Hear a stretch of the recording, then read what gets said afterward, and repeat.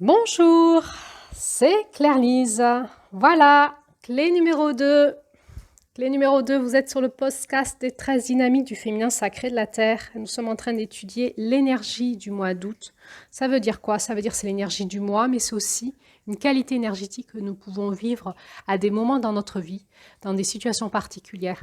Et donc, je parle de plusieurs choses en même temps, de l'énergie du mois, mais aussi de l'énergie dans une roue de médecine. Et cette roue de médecine peut nous parler de, de, de, de, de situations particulières dans notre vie, dans laquelle on peut être à des moments.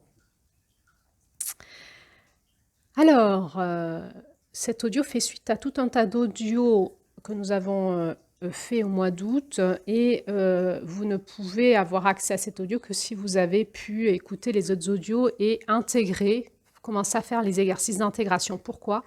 Eh bien parce que le féminin nous demande d'ouvrir des portes en nous et de pouvoir avoir accès à des mondes, à l'intérieur des mondes, et petit à petit de rentrer dans nos profondeurs. Et ce n'est pas accessible ni à notre mental, ni à l'énergie du vite fait. Et donc, ça nous demande un temps de ralentissement, d'intégration, d'exploration, comme si on faisait de la spéléo à l'intérieur de nous. Et donc, pour avoir accès à cette clé numéro 2, ben, il faut être passé par la clé numéro 1. Et dans la clé numéro 1, il y avait trois paliers à franchir pour pouvoir avoir accès à cette clé numéro 2. Et puis, il y avait une audio de transition qui était comme un sas qui nous permettait de nous rapprocher de cet espace clé numéro 2 en nous, dans notre énergie du mois d'août.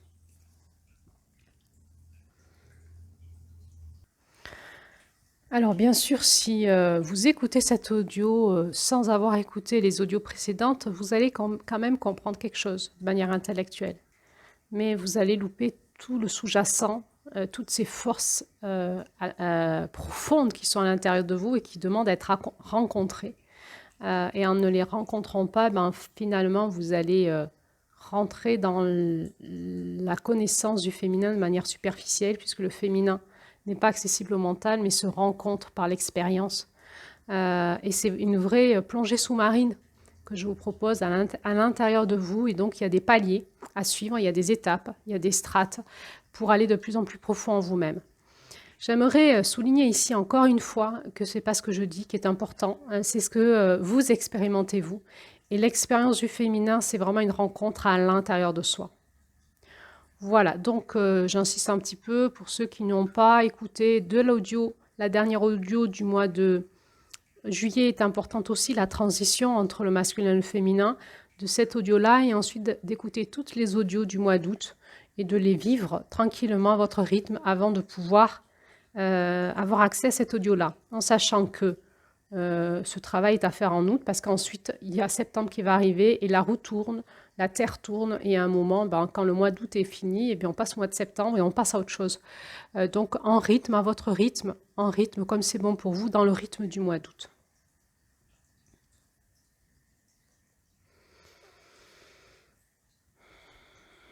Pour les personnes qui suivent ce podcast depuis le mois de janvier ou qui ont suivi à votre rythme depuis le jour où vous avez raccroché ce podcast et qui avaient déjà écouté toutes les audios du mois d'août et peut-être fait aussi le travail d'intégration à votre rythme, eh bien, merci d'être là. Merci pour votre présence attentive. Merci pour votre présence à vous-même et à la reconnexion de votre intériorité. Alors, cette clé numéro 2, de quoi on parle? Peut-être que vous avez bien compris de quoi je vais parler, mais finalement, on va essayer d'y rentrer encore plus profondément. Donc, je parle de l'énergie de la renaissance. Naissance, renaissance. Alors, naissance, c'est passer de l'au-delà à l'incarnation sur la Terre. On vient d'ailleurs et on s'incarne sur la Terre. Finalement, c'est l'énergie du mois de mars, au niveau énergétique, du début du printemps. Renaissance, ça suppose qu'on est à nouveau, on est déjà né, puis qu'on est à nouveau. Si on est déjà né, qu'on est à nouveau, c'est qu'entre-temps, on est mort. On meurt et on renaît.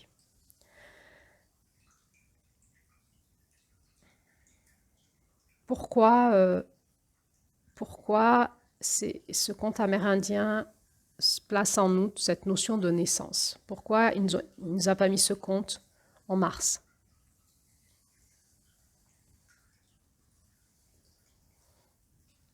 Et pourquoi moi je parle de renaissance alors que dans ce conte on voit une naissance mais pas une renaissance? Alors, je vais essayer de parler du complexe et du multidimensionnel. La première chose que l'on peut voir sur le conte en filigrane, sur ce conte d'août, c'est une notion de la mort d'une génération, et voire d'une ère sur Terre, et au passage à une nouvelle génération, à une nouvelle ère. Il semblerait qu'ici on nous parle de la mort, du passage de l'ère glaciaire à l'ère, je ne sais pas comment il s'appelle, quand ça s'est réchauffé et que toutes les plantes et la verdure s'est remis à pousser. Donc il semblerait qu'il y ait un vrai passage planétaire de la planète Terre elle-même et que ce conte nous raconte combien à l'ère glaciaire il était difficile de vivre sur Terre et c'est parce que les êtres humains ont tenu et pas que les êtres humains, on voit qu'il y a toute une intelligence de la famille planétaire avec des animaux qui donnent leur vie pour que les humains puissent perdurer. Toute cette intelligence d'une équipe planétaire, j'ai envie de te dire, qui a fait que, parce qu'une seule a survécu et a pu mettre au monde son enfant, ben, l'humanité a pu repartir quelque part.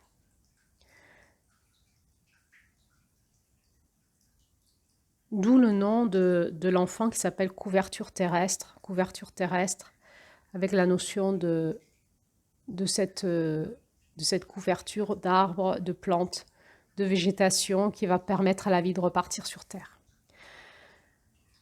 Donc sur un plan plus générationnel, ce mois d'août nous invite à remettre au monde une nouvelle génération, plus en lien avec la vie. Parce qu'il y a une notion qu'il y a une génération qui est morte. Une génération où toute une ère, je ne sais pas comment nommer ça, une ère. Il y a l'ère glaciaire, il y a l'ère, et c'est comme si ce conte nous disait, il y a tout un monde qui est en train de mourir et il en faut quelques-uns, il suffit de quelques-uns pour qu'un nouveau monde renaisse, avec une nouvelle conscience. Alors on sent bien qu'on est concerné aujourd'hui.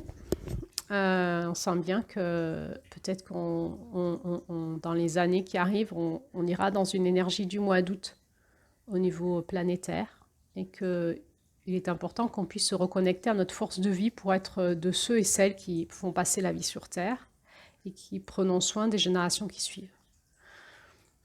Il est possible aussi que certains d'entre nous aient cet appel d'être là dans ce passage pour pouvoir être des guérisseurs et des guérisseuses et se tenir droit face à la mort et droit face à la vie et d'aider l'humanité à faire la bascule. En nous, parce que nous l'avons fait avec nos enfants, notre famille et aussi par l'action que nous allons mener dans le monde, nous tenir droit dans le chaos et dans la mort pour pouvoir faire passer la vie sur Terre. Sur un autre plan, ça c'est un plan assez concret finalement, sur un autre plan, on voit bien, moi en tout cas je vois bien, il m'a été montré en fait, hein, l'énergie mariale dans la guérisseuse, c'est-à-dire la puissance du féminin divin, de la mère divine, qui refait passer la vie dans la conscience des êtres humains. L'énergie christique, la mort-renaissance nous parle bien sûr de l'énergie christique. Et quand je nomme l'énergie christique, de quoi je parle moi, Claire-Lise? Je ne parle pas de la religion chrétienne, qui pour moi est l'énergie christique dévoyée. Retrouver l'énergie du Christ en nous, c'est tout un travail de déprogrammation, de rencontre en nous avec cette énergie-là et de résurgence en nous de cette énergie-là. C'est-à-dire que pour tout un surtout des pays européens qui sont des pays christianisés, nous avons un travail à faire de mort-renaissance. Nous avons un travail à faire de mettre à mort toute l'énergie dévoyée du christianisme pour pouvoir re-rencontrer en nous cette énergie du Christ et renaître avec cette énergie-là en nous, vivre la renaissance, la résurgence de cette énergie-là en nous, pour pouvoir la porter, être des porteurs de l'énergie christique. Et donc, il y a une vraie mise à mort de toutes nos croyances chrétiennes et notre influence religieuse qui est arrivée probablement à la fin. Le christianisme est arrivé à la fin de ce qu'il pouvait faire, même si il a eu une belle apogée, parce qu'on est quand même passé des guerres de religion et on a vraiment massacré au nom du Christ, au nom de Jésus, des humains, hein, on a fait des massacres. Et peut-être qu'aujourd'hui, le christianisme a quand même évolué là-dedans, peut-être. Et peut-être aussi grâce à une énergie de révolte des chrétiens qui ont, à des moments, décidé de ne plus suivre les chefs spirituels, religieux, qui les a menés dans une énergie dévoyée de celle du Christ, mais de se reconnecter dans l'indépendance à cette énergie christique dans leur cœur pour pouvoir en saisir plus toute la dynamique, la quintessence et l'alchimie que porte cette énergie christique. Donc symboliquement, dans la religion chrétienne, Marie, c'est cette femme incarnée sur terre, cette mère divine incarnée sur terre qui est pure, vierge. Qu'est-ce que ça veut dire de mon point de vue? C'est la déesse qui est sur terre et qui n'est pas impactée par tout ce transgénérationnel lourd qui, dès la naissance, impacte les êtres humains. Dès qu'on prend un corps de chair, on est impacté par les mémoires ancestrales, notre ADN et notre famille, en fait, et notre culture, notre religion, etc. Et cette mère divine, pour moi, tout commence dans l'enseignement christique, tout commence là. Tout commence par Marie, en fait, qui est cette mère, cette déesse incarnée sur terre, et qui va faire passer ce nouvel homme, Jésus. Jésus qui va venir dans son ventre en gestation. Et ce ventre pur, ce ventre vierge, je ne parle pas de la virginité, d'une femme qui n'a pas eu de relation sexuelle, je parle de la virginité énergétique et vibratoire. Je parle de la déesse qui a un utérus de lumière, un utérus pur qui se laisse féconder par l'Esprit Saint, par la source christique, le Père du Christ, la source, hein, et qui va enfanter un homme nouveau dans sa capacité à intégrer dans son corps ces énergies christiques et à pouvoir les manifester sur la terre. Alors, sur le débat, est-ce que Marie a eu une relation sexuelle ou pas avec son amoureux? Chacun a son point de vue. De ma perception intime, profonde, que j'ai souvent écoutée dans mon cœur, bien sûr que oui, pour moi. Il ne peut pas être autrement, c'est une loi de la Terre. Nous ne pouvons pas nier les principes de la Terre. Bien sûr qu'on a besoin des hommes pour faire passer les enfants sur la terre. Simplement, la puissance du féminin se manifeste dans cette initiation. C'est qu'une femme à l'utérus vierge au niveau énergétique et vibratoire peut tout accueillir en son sein et tout redynamiser à la vie. Et nous, les femmes, nous sommes des passeuses de vie grâce à notre utérus. Et c'est comment nous pouvons aller dans l'énergie mariale pour assainir, purifier notre utérus, pour pouvoir faire passer la vie sur Terre. Comment? Par nos bébés, bien sûr, mais aussi par nos émotions, par notre façon d'être en tant que femme. Alors, bien sûr, ça nous confronte à tout ce qu'on met dans notre utérus, les hormones que l'on prend, les stérilés, et tout le reste. Les tampons et tout ça. Bon, alors, je ne suis pas en train de dire c'est bien, c'est mal. Je suis juste en train de nous amener un peu plus loin vers la conscience de la guérisseuse, qui est la puissance du féminin incarné, qui est capable de faire passer une génération qui est morte à une génération qui va vivre.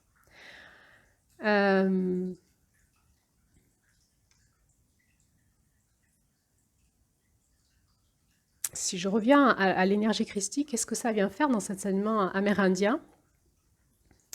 Je rappelle que l'enseignement des 13 mères originelles était un enseignement universel et que cela nous parle des énergies vibratoires de la Terre,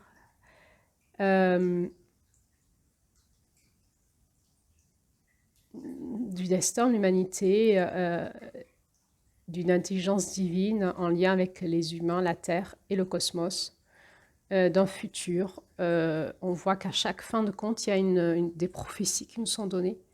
Et ce n'est pas qu'un enseignement amérindien, mais c'est un enseignement qui est passé par les femmes amérindiennes qui avaient la capacité de se reconnecter à la Terre et au cosmos, et qui vient nous parler de l'énergie universelle qu'il y a sur la Terre. Et qui, finalement, la Terre, c'est l'unité de l'ensemble, de toutes les spiritualités. Et donc, bien sûr que quand on écoute l'enseignement des 13 mères universelles, on va y voir des enseignements divers et variés spirituels. Je vous avais parlé au mois de juillet du tantra. On peut parler, quand on étudie la dynamique énergétique de notre corps, on peut aller voir toutes les énergies, entre autres chinoises et japonaises et de l'Inde. Bref, il me semble que quand on se reconnecte à l'énergie de la Terre et à l'intelligence de la Terre, nous allons bien sûr retrouver, c'est ce que nous enseigne Février, hein, qui est notre masculin qui vient nous aider en ce mois d'août, qui est la médecine de l'amitié, de l'unité dans la diversité des traditions spirituelles. Et nous avons passé notre porte du Sud, notre porte de l'unité. Et en août, nous sommes capables d'écouter toutes les différentes points de vue, les différentes spiritualités pour retrouver l'unité en nous et comprendre l'intelligence de la planète, l'intelligence de la Terre de manière divine, dans un regard plus divin et cosmique.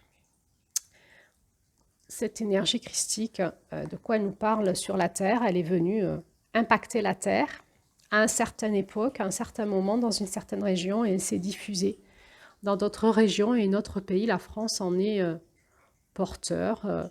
Il semblerait que nous ayons accueilli les énergies mariales sur notre propre terre, ce qui, d'un point de vue initiatique, et c'est assez passionnant à considérer. Si la Terre, la France a accueilli les énergies mariales, de quoi ça nous parle en termes de ce dont nous sommes porteurs en France. Alors, donc, qu'allons-nous faire de cette énergie christique au mois d'août, cette énergie mariale et cette énergie christique? Eh bien, peut-être nous pouvons juste contempler que cette mort-renaissance, on est en plein dans l'initiation christique. Qu'est-ce qui est venu, de quoi est venu nous parler cette énergie christique qui est passée à travers cet homme Jésus et qui s'est manifesté dans la matière par la capacité qu'a eu cet homme d'incarner cette fréquence divine dans sa chair et de la manifester dans le monde concrètement. Et de la mettre en chorégraphie concrètement jusqu'au bout. Qu'est-ce qui s'est passé? Eh bien, on est vraiment dans le changement d'air. Hein. Le Christ est venu faire un changement d'air sur Terre par sa présence charnelle. Il est venu réinformer les corps énergétiques, l'aura de la Terre, les corps énergétiques de la Terre, la fréquence de la Terre. Et aujourd'hui, depuis 2000 ans, nous avons l'information dans les corps énergétiques de la Terre de cette fréquence christique qui a été un sceau qui a été mis, une capacité quand on se reconnecte à ça, à pouvoir nous aussi l'intégrer dans notre chair, l'intégrer dans notre vie. La Terre en a l'intelligence. C'est une énergie cosmique, c'est une énergie de lumière, de vérité, d'amour, de conscience. D'alchimie, de transmutation, de grâce, de pardon. L'énergie christique nous enseigne une qualité particulière qui existe dans l'amour du Père, dans l'amour de Dieu, l'amour du divin, l'amour du masculin divin. Il est venu mettre le sceau sur la terre, dans la fréquence de la terre, et en nous reconnectant à la terre et en nous abandonnant à cette énergie christique, nous pouvons capter en nous la fréquence du Christ dans nos corps, dans notre corps de chair, dans notre sang et dans nos corps de lumière. Et en cela, vous avez tout le symbolisme de la scène. Évidemment, le rituel chrétien nous propose de faire ça tous les dimanches pour pouvoir nous réinformer tous les dimanches de l'énergie christique dans notre corps de chair par l'hostie, par le pain, dans notre sang par la communion dans le symbole du vin, par des célébrations, des rituels et des célébrations qui pourraient être un culte, une messe, où l'énergie christique, le Christ nous a dit, là où un ou deux est rassemblé à mon nom, je suis là au milieu d'eux. La question c'est, quand on va à une messe ou à un culte, est-ce qu'on ressent la présence du Christ et de l'Esprit Saint, ou est-ce qu'on ressent la présence finalement du coyote? Nous en sommes là, c'est-à-dire que comment pouvons-nous ensemble faire vibrer l'énergie christique dans nos rituels, dans nos messes, dans nos cultes, dans nos familles, dans nos corps de chair, dans notre sang, dans notre esprit, ou alors comment avons-nous été mangés par le coyote de cette énergie-là, l'inversion, les forces d'opposition. Et aujourd'hui, finalement, dans notre génération chrétienne, nous sommes questionnés en fait, où en êtes-vous dans votre connexion au Christ réellement? Avez-vous dépassé le mois d'août, c'est-à-dire le coyote, toute la manipulation mentale qu'on peut avoir de nous à nous-mêmes avec ça? Et avez-vous rencontré ces forces qui sont à disposition sur Terre, dont notre pays est particulièrement porteur aujourd'hui, entre autres. Et quelque part, en tant que Français et Françaises, nous sommes re-questionnés peut-être aujourd'hui sur ce plan-là. Comment incarnons-nous l'énergie spirituelle de nos pays, bien sûr, en lien avec cette énergie chamanique qui est celle aussi de notre pays, l'énergie druidiste, christique. C'est ça l'évolution de notre terre, cette énergie christique a priori a été en France a été ensemencée par les femmes chrétiennes, les femmes christiques qui sont venues, qui ont débarqué par la mer et qui sont venues sur nos terres réensemencer nos terres de cette bonne nouvelle, de cette énergie de guérison puissante. Alors si on regarde, la tradition chrétienne nous dit qu'elles sont arrivées par la mer, aux Saintes Maries de la Mer, dans des barques, donc par l'eau. Alors la question c'est, est-ce que c'est encore là une mythologie ou une réalité, une vérité? Il semblerait que quand on se reconnecte à ces zones de mémoire qu'a la Terre, qu'on peut appeler les champs akashiques, les espaces, les bibliothèques mémorielles. Et donc là, je vous renvoie à l'énergie d'avril et de mai. Il semblerait que ce soit une vérité, une réalité.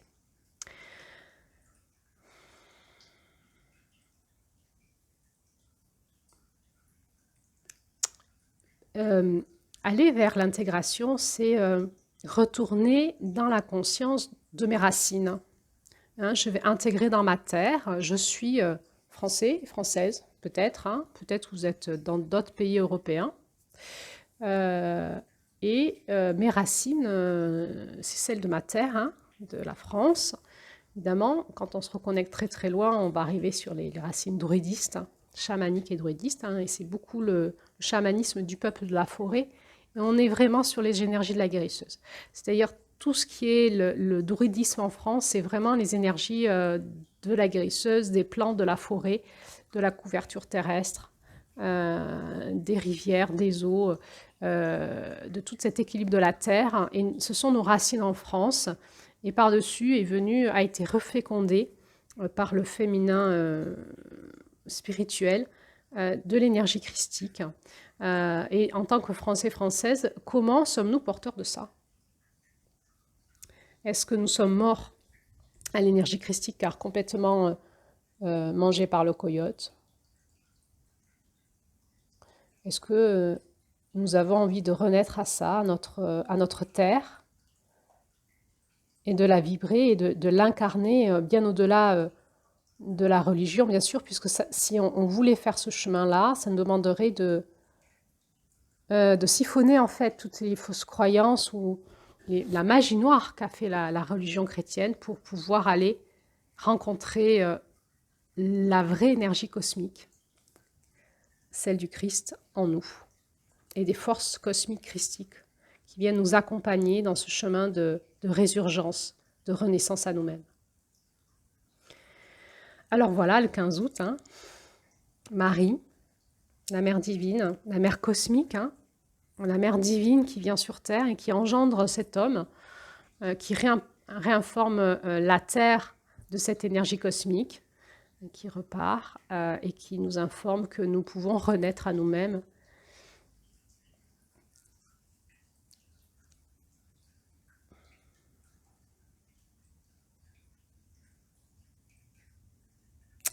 On peut se demander qu'est-ce que ça vient faire dans l'énergie d'août, parce on pourrait voir ça en décembre ou en mars avec la Pâque.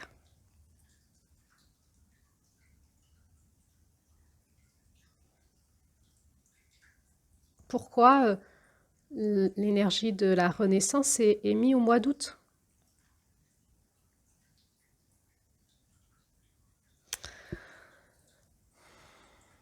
Peut-être que vous pouvez mettre pause et écouter ce que ça dit dans votre cœur, qu'est-ce que dit votre Oranda, votre être spirituel dans votre cœur.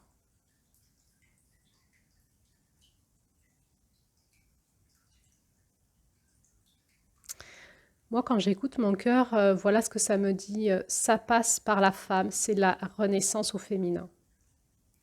C'est la renaissance à la reconnexion à la mère divine, au féminin sacré, à la femme, à la terre-mère. Tout ça débute en août. Tout a débuté dans l'énergie christique par Marie. Marie qui accueille en son sein cette énergie-là et qui était prête. Mais on ne sait pas grand-chose dans les écrits chrétiens de la vie de Marie. On en sait un peu plus dans les textes canalisés. Mais on peut se donner le droit et le délice d'aller écouter dans notre cœur les énergies de Marie et ce chemin de cette femme, cette déesse qui s'est incarnée pour apporter sur Terre cet homme qui est venu amener le nouvel homme. La capacité à ce que chacun d'entre nous puisse intégrer en nous la nouvelle humanité. Alors, on peut voir que le christianisme a probablement apporté beaucoup de négatifs et d'abus de pouvoir, etc., mais aussi beaucoup de positifs, une évolution de conscience. Mais aujourd'hui, peut-être que nous sommes morts à ça. C'est-à-dire que nous sommes au bout de quelque chose. C'est-à-dire que la nation française et peut-être européenne n'est pas vraiment porteuse de la puissance du Christ. On est plutôt porteur de la puissance de la dégénérescence. De ça, nous sommes morts à ça. Peut-être que pour se reconnecter à cette énergie christique, l'appel c'est à se reconnecter à la puissance de Marie en nous, à la puissance du féminin.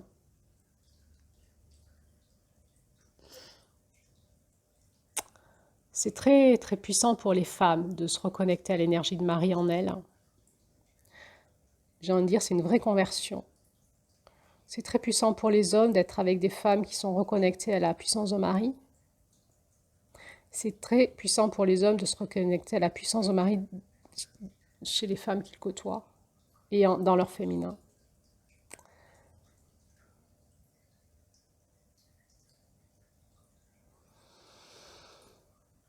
Marie est porteuse de la couleur bleue.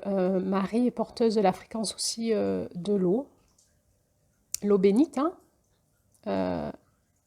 Et comment on peut, par cette fréquence bleue, réinformer toute notre eau cellulaire, dans lequel baignent toutes nos cellules, nos neurones, notre fréquence de vie, évidemment notre sang, par la fréquence de Marie.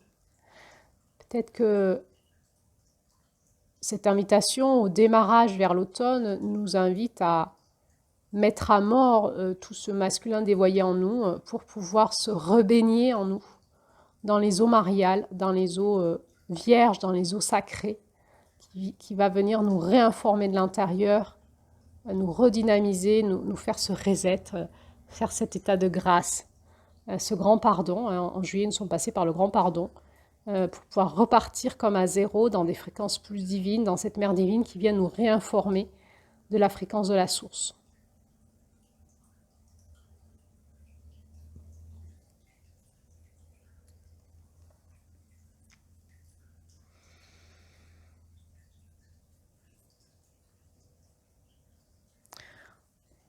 On peut ressentir chez cette femme incarnée, hein, le service, hein, elle s'est mise au service de cette fréquence christique et dans son corps de femme, toute la souffrance qu'elle a vécue hein, pour mener à bien sa mission d'accompagner ce fils, cet homme, porteur de ce Jésus, hein, cet homme Jésus, porteur de cette mission cosmique, jusqu'à sa mission ultime qui était la croix. Elle est toujours là, face à la croix. Dans sa puissance de femme, elle est face à la mort et face à la renaissance. Elle est là, debout, jusqu'au bout. Elle met au monde jusqu'à la mort. Elle est là.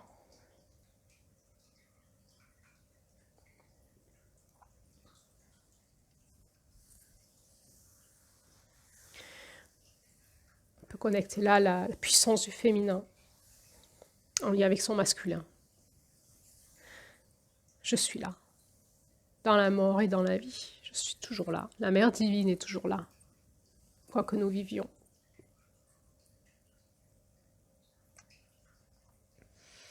Ce passage, hein, ce passage mort, vie, vie, mort, mort, vie.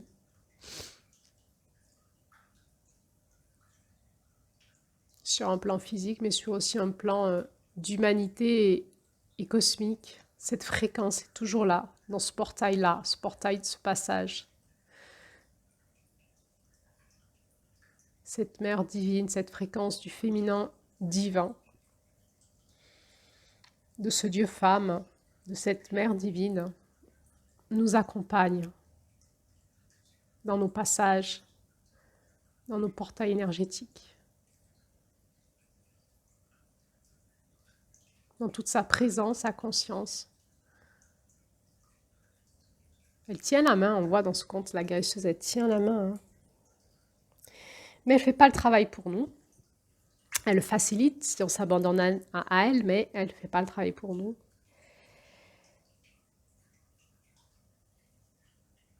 Mère chauve-souris, écoute ma chanson. Dans la grotte du ventre de cette femme, tu dois t'envoler hors de l'obscurité pour vite apporter cet enfant. Rivière de la vie, eau, écoulez-vous. Pour ouvrir le chemin à ce bébé, mère chauve-souris, symbole de renaissance, libère ce qui entrave. Libère ce qui entrave. Si nous voulons renaître à nous-mêmes, nous devons accepter de nous abandonner à cette énergie de la guérisseuse, de la mère divine. Et cette énergie mariale d'abandonner ce qui nous entrave, de lâcher prise. Pour pouvoir renaître à nous-mêmes, ce nouveau bébé que nous allons redevenir, cette nouvelle énergie remise à neuf, remise à zéro.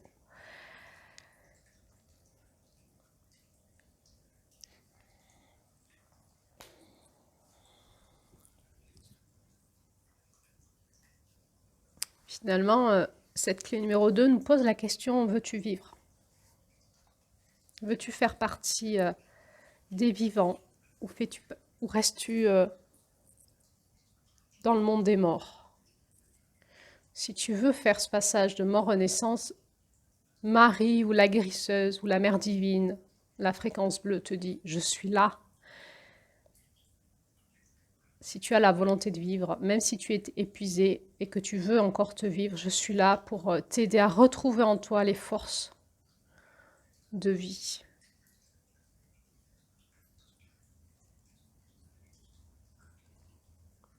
Et Marie ou la fréquence bleue ou la mère divine ou la guérisseuse, et cette main qui nous tient la main dans ce passage de nous reconnecter à la fréquence en nous du grand mystère, de Dieu, du divin, du masculin divin, de ce qui, de notre destin, de ce qui sous-tend le sens de notre vie sur Terre, à notre propre volonté. Si tu veux vivre et te reconnecter à l'amour en toi, à la force du grand mystère en toi, je te tiens la main, je t'aide à y aller.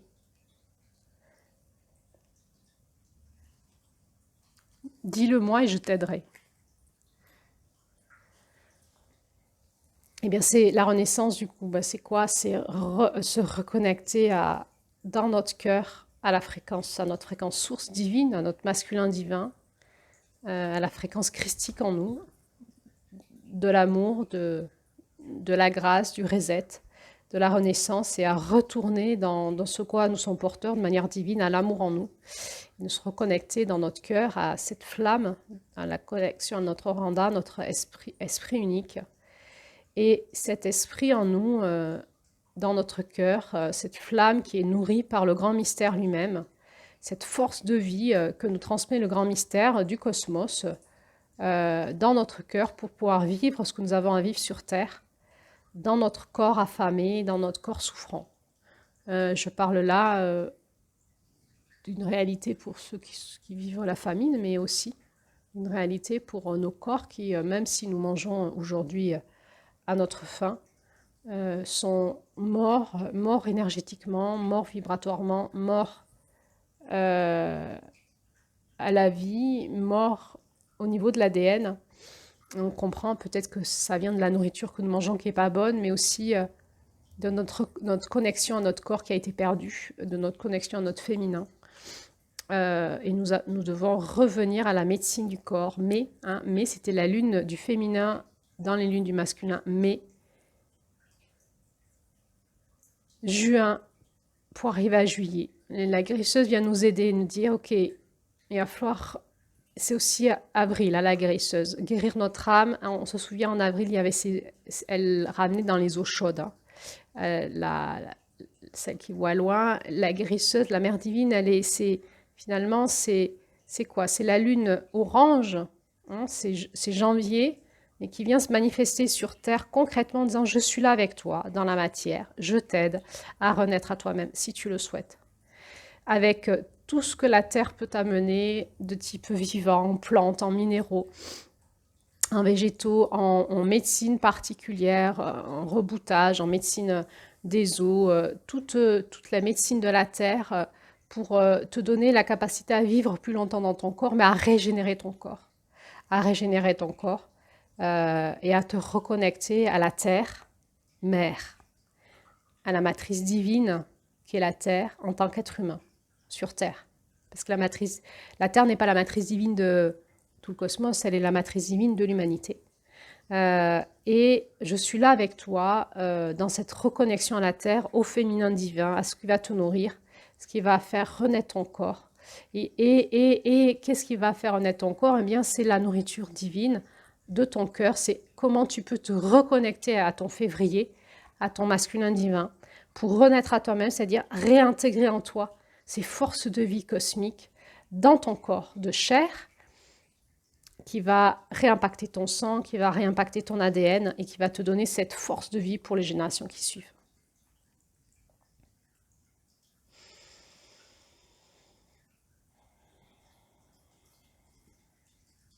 Et cette renaissance va se passer par l'énergie du féminin divin, mais en lien avec la reconnexion à notre masculin divin, si on le souhaite, avec la reconnexion avec le grand mystère, avec Dieu, avec la source.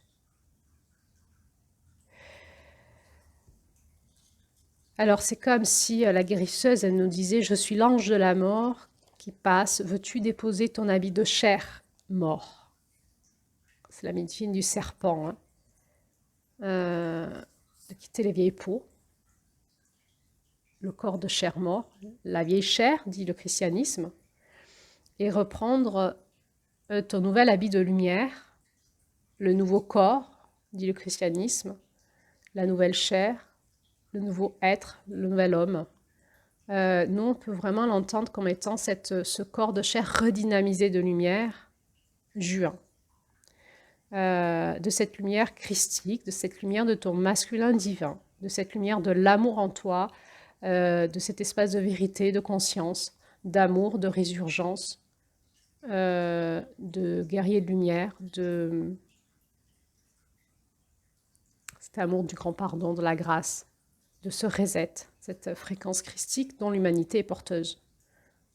L'humanité est porteuse de la fréquence critique. Pourquoi? Parce que ce sceau a été mis sur la Terre il y a 2000 ans et nous en sommes porteurs depuis 2000 ans.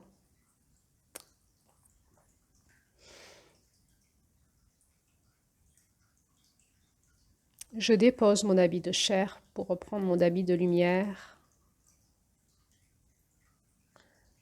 Ça, c'est la mort.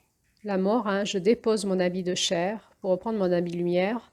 Donc, je pars de la Terre et je m'en vais vers le cosmos. On avait vu ça en avril. Et la renaissance, c'est l'inverse. Je reprends mes habits de lumière et je viens les intégrer dans mon habit de chair. Je viens les intégrer dans mon habit de chair pour renaître dans ma chair à mon habit de lumière, à mon être spirituel. Je prends mon février et je viens, grâce à toute la médecine que j'ai appris au niveau de l'Est et du Sud de la roue, je viens en réinformer mon corps de chair.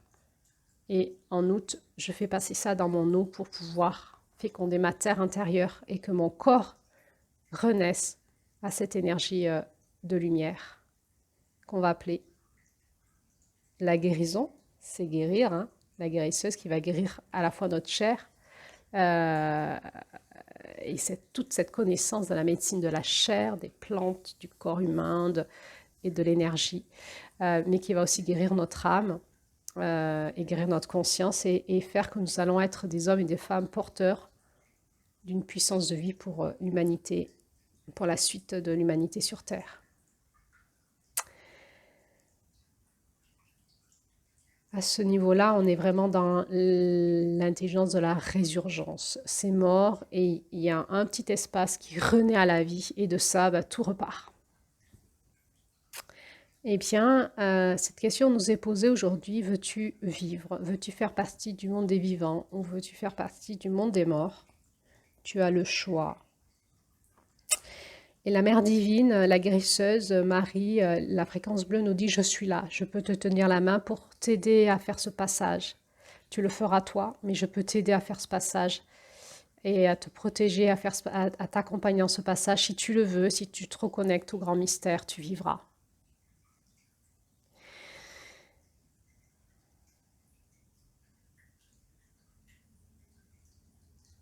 Si tu le veux pas, tu mourras. Parce que l'humanité a besoin de se reconnecter à la fréquence du divin en elle, sinon elle mourra. Et aujourd'hui, il y a le camp de la mort, des humains morts, il y a le camp des humains qui veulent renaître pour repartir dans la nouvelle humanité.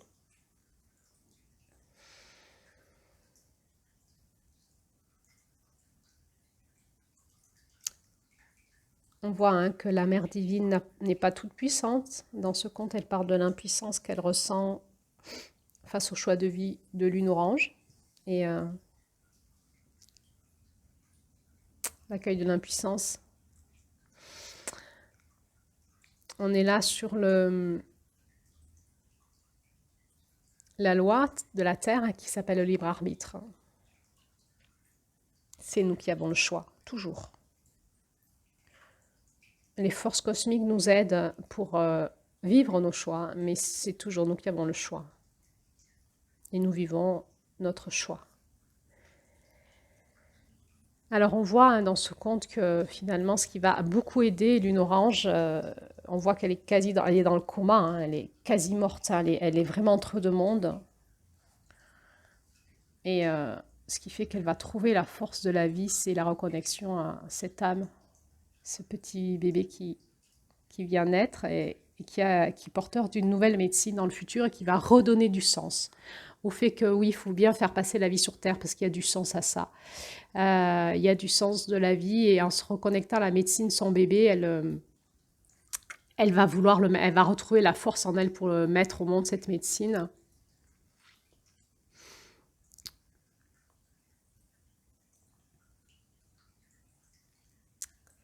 Quel sens ça pour nous aujourd'hui d'être parents, pour la suite de l'humanité. Quel sens ça pour nous d'écouter la médecine de nos enfants qui nous enseigne comment les aider à grandir parce qu'ils sont porteurs de cette nouvelle humanité.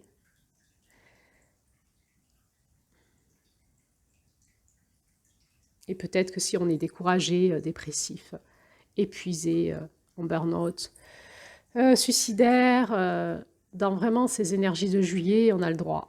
C'est un passage. Presque, j'ai envie de dire, on a le devoir de passer par là, de se confronter au non-sens de ce qu'on fait, en fait, dans le non-amour. À un moment, peut-être qu'en se reconnectant au futur de l'humanité, ça va nous redonner du courage, et celle qui a du courage pour aller traverser ces turbulences, retrouver la force de la vie en nous, en se reconnectant à l'énergie des générations qui suivent et qui nous disent il faut nous faire passer sur la terre, il faut nous aider, il faut nous accompagner, vous êtes nos parents, la nouvelle humanité est là. Et alors, qu'est-ce que ça veut dire concrètement? Bien, chacun le vivra avec son féminin, sa reconnexion à son cœur. Il n'y a pas de grande théorie là-dessus. Il y a des grandes théories, mais personnellement, je crois en rien. C'est juste que dans mon cœur, ça me dit tiens bon, continue à œuvrer pour faire ce passage dans l'humanité. Parce que l'appel est là en moi, mais quand je me connecte au futur, je sens des choses qui me dépassent dans mon mental, dans mon intellectuel. Je ne peux pas vous dire ce qui va se passer, mais je sais qu'il va se passer des choses et que je suis là, que nous sommes là et que l'appel est lancé. Voulez-vous être là pour la suite du chemin dans l'humanité? Voulez-vous être des porteurs de vie, d'amour, des porteurs du divin sur la terre?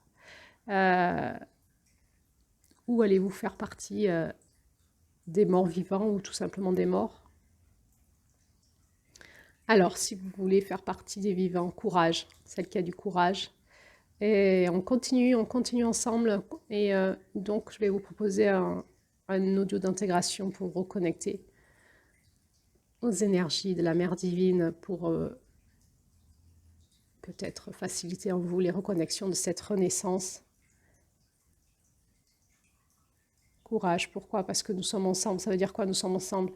La mère nous porte, la terre, l'humanité, la mère divine.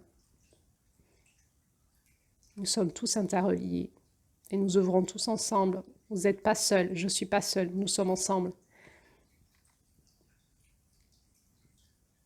Concrètement, je ne sais pas comment vous appelez. Vous ne me payez pas, vous vous connectez à ce podcast de manière libre. Je ne sais pas qui vous êtes. Énergétiquement, je vous sens. Je sais qu'on est beaucoup, beaucoup. Pas forcément que à suivre ce podcast, beaucoup à suivre l'appel de la terre, l'appel du ciel, l'appel de la vie, l'appel du cœur, l'appel du Christ, de plusieurs façons. Et il y a toute une nouvelle humanité qui est en train d'œuvrer. Le passage est en train de se faire. Je ne sais pas où nous allons, mais je sais que nous y allons ensemble. Alors courage. Courage, c'est le moment d'aller chercher en nous notre force de vie pour remettre au monde qui nous sommes et aider nos enfants à grandir à ce futur, pour pouvoir les accompagner parce qu'ils sont porteurs de cette nouvelle humanité. Courage. À bientôt pour la suite.